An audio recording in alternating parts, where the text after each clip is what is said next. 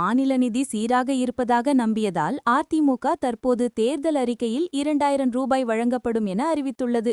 மாநில நிதி சரியாக உள்ளதாக அதிமுக நம்பியதற்கு எங்கள் பாராட்டுகள். அதிமுக அறிவித்துள்ள தேர்தல் அறிக்கைக்கு வழிகாட்டிய இயக்கம் திராவிட முன்னேற்றக் கழகம்.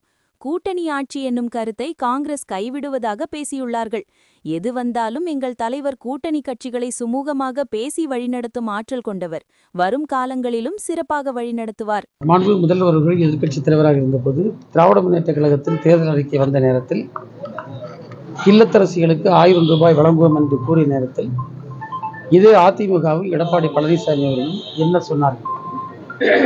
அவர்கள் சொன்னது என்னவென்றால், இது ஒரு ஏமாற்று வித்தை, மாநிலத்தில் நமக்கு நிதி இல்லை, இருக்கக்கூடிய நிதியை வைத்து கொடுக்கவே முடியாது என்று அப்போதைய முதல்வராக இருந்த எடப்பாடி பழனிசாமி அவர்கள் சொன்னார்கள். நாங்கள் ஆட்சி அமைத்து நம்முடைய மாண்புமிகு முதல்வர் அவர்கள் 1,30,00,000 மேற்பட்ட இல்லத்தரசிகளுக்கு அந்த திட்டத்தை வழங்கி ஒரு அற்புதமான திட்டம் என்ற பெயரை பெற்றிருக்கின்றார்.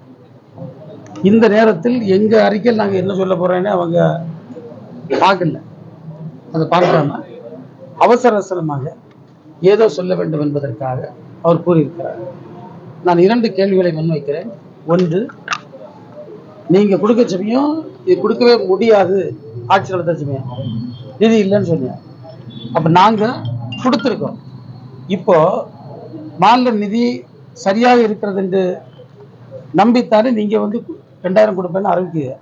மாநில நிதி சரியாக இருக்கிறது என்ற நம்பிக்கை உங்களுக்கு வந்திருக்கிறது. உண்மையிலே நான் பாராட்டலாம். 2வது பார்த்தீங்கன்னா, அன்றைக்கு நாங்கள் அறிவித்த நேரத்தில் கொடுக்க முடியாதுன்னு சொன்னாங்க. நாங்கள் அதை முடிச்சு காட்டியிருந்தோம். அப்போது சொன்னார்கள், இது அரசியலுக்கான அறிவிப்பு என்று. நாங்கள் அவர்களை பார்த்து கேட்கிறோம், நீங்க இப்போ அதுக்கு தான் நீங்க அறிவிக்கீங்க. எனவே இவற்றுக்கெல்லாம் வழிகாட்டியாக இருக்கக்கூடிய இயக்கம் திராவிட முன்னேற்ற கழகம். அதற்கு வழிகாட்டிய அரசு மாண்புமிகு முதல்வர் தலைமையிலான திராவிட மாடல் அரசு என்பதை நான் சொல்லிக்கொள்ள கடமைப்பட்டேன். கூட்டணியில் இருக்கக்கூடிய காங்கிரஸ் கட்சி தொடர்ந்து கூட்டணி சம்பந்தமான சர்ச்சை வந்துட்டே இருக்கு. திமுக கூட்டணியா இல்லையாங்க தம்பி, நேற்றைய தினம் டெல்லியில் உள்ள கூட்டம் ஓரளவுக்கு அதை தெளிவுபடுத்தி இருக்கிறது மக்கள் மத்தியில்.